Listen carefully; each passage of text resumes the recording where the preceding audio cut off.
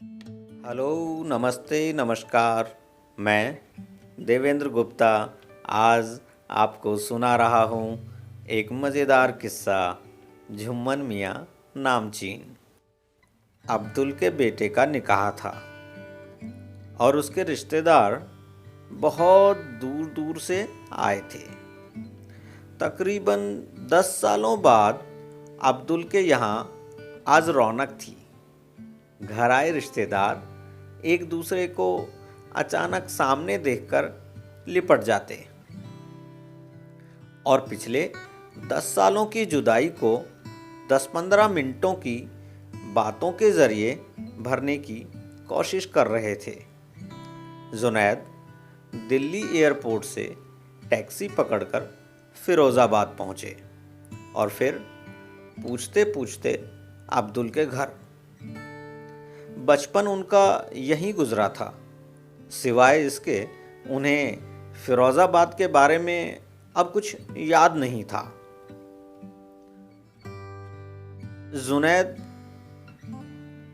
हवेली के चौक में पहुंचकर सामान रख ही रहे थे कि रिश्तेदारों की भीड़ से एक हष्ट-पुष्ट व्यक्ति बाहें फैलाए उसकी ओर दौड़ते हुए आए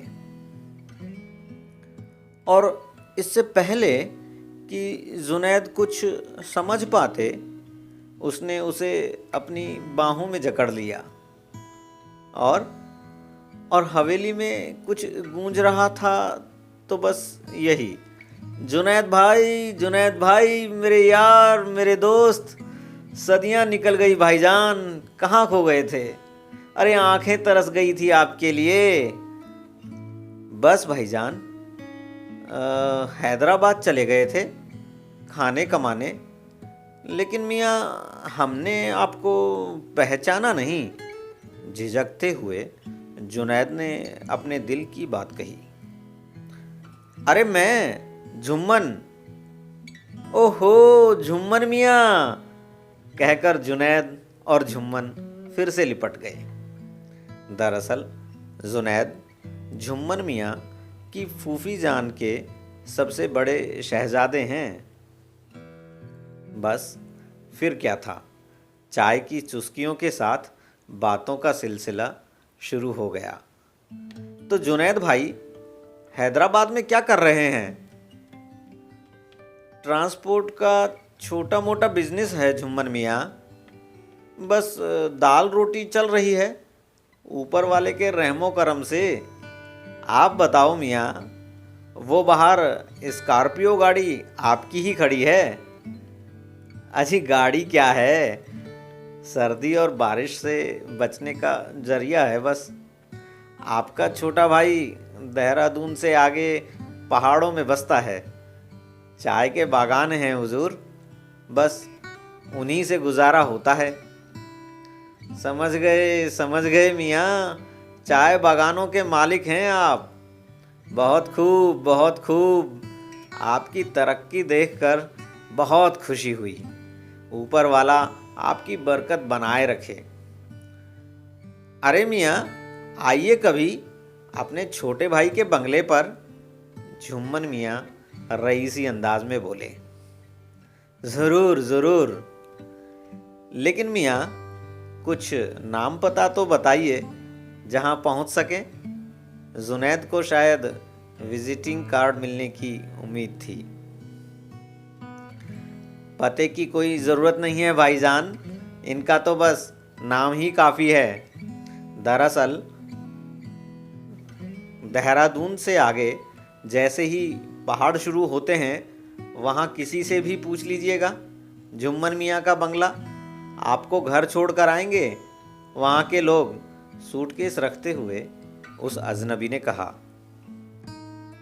ये सुलेमान मियाँ हैं, स्कॉर्पियो इन्हीं के हवाले है।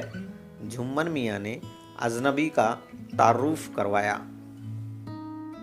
अच्छा, स्कॉर्पियो आप ही चलाते हैं? भाई ज़रा ध्यान से चलाया कीजिए, पहाड़ों में खतरनाक मोड़ होते हैं वहाँ। भाईजान आप फिक्र ना करें, हमें आदत है ऐसे रास्तों की, लेकिन हिदायत के लिए शुक्रिया। सामान रखकर स्कॉर्पियो के ड्राइवर सुलेमान मियाँ बाहर की ओर चले गए।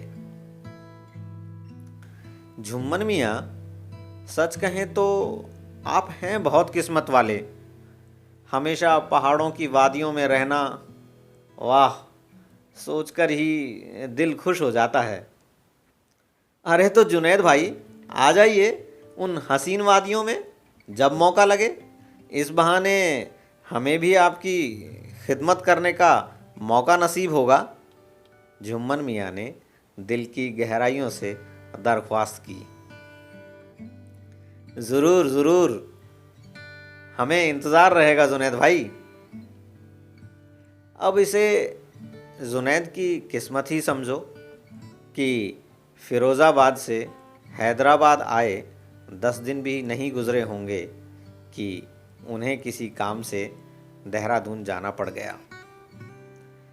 2-3 दिन का वक्त भी वो आराम से निकाल सकते थे, तो बस सोचा कि जुम्मन मियाँ की बादशाहत भी देख ली जाए। होटल खाली कर टैक्सी ले चल दिए पहाड़ों की ओर। टैक्सी वाले ने पूछा भी, साहब पहाड़ों में किधर? तो जुनैद भाई भी जोश में बोले, अरे भाई चलना तो शुरू करो। चाय बागानों के मालिक हैं वो, हर कोई जानता है उन्हें। जुम्मन मियाँ नामचीन हैं पहाड़ों में। जुनैद भाई पहाड़ों की फिजाओं का मज़ा लिए जा रहे थे कि रास्ते में चाय के बागान भी दिखाई देने लगे। तो लगा कि पूछ लिया जाए। सड़क किनारे एक घर का दरवाज़ा खटखटाया। बोलिए, किनसे मिलना है? दरवाज़ा खोलते ही उस घर के सज्जन ने जुनैद से पूछा, जी इधर जुम्मन मियाँ कहाँ रहते हैं? बहुत नामचीन शख्सियत हैं वो। आप कौन?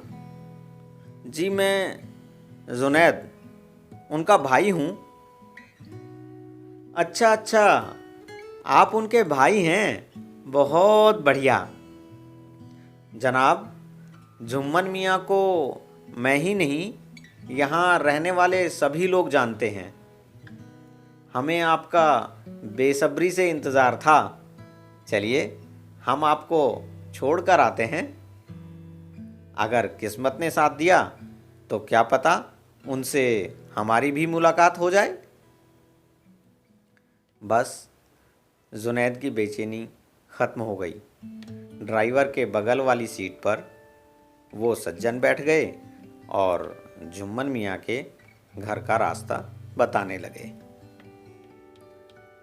तभी रास्ते में जुनैद ने स्कॉर्पियो के साथ खड़े सुलेमान मियाँ को कार की खिड़की से ही पहचान लिया और गाड़ी रुकवाई। अरे सुलेमान मियाँ, पहचाना? जी आप? हम जुनैद। अरे भूल गए, फिरोज़ाबाद में शादी में आए थे जुम्मन मियाँ को लेकर। ये वही स्कॉर्पियो है ना? जी जी बिल्कुल पहचान गए जनाब, एकदम सही वक्त पर आए हैं आप। तो फिर चलिए जुम्मन मियाँ के घर। हम ये टैक्सी यहीं से वापस भेज देते हैं। बस फिर क्या था, आसपास के सभी लोगों को न जाने कैसे मालूम चलता गया कि जुम्मन मियाँ के बड़े भाई उनसे मिलने आ रहे हैं। और जुनैद जुम्मन मियाँ के घर तक पहुँचते पहुँचते 1 से 2, 2 से 3 और फिर लोग जुड़ते चले गए और पूरा कारवां जुम्मन मियाँ के घर के सामने खड़ा था। दरवाज़ा खटखटाने पर जब जुम्मन मियाँ बाहर आए तो बस देखते ही रह गए और फिर जुनैद के पीछे पूरा हुजूम खड़ा था, सो अलग। अरे वाह झुम्मन मियाँ, आपकी बादशाहत तो हमने आज देखी है। इससे पहले कि जुनैद झुम्मन मियाँ की तारीफ में कुछ और कसीदे पढ़ते, झुम्मन मियाँ ने जुनैद का हाथ पकड़कर अंदर खींचा और दरवाज़ा बंद कर लिया। जुनैद घर के अंदर घुसे तो हालात बद से बदतर थे। इससे पहले कि वो कुछ पूछते, झुम्मन मियाँ ने हकीकत का कच्चा चिट्ठा उनके सामने रख दिया।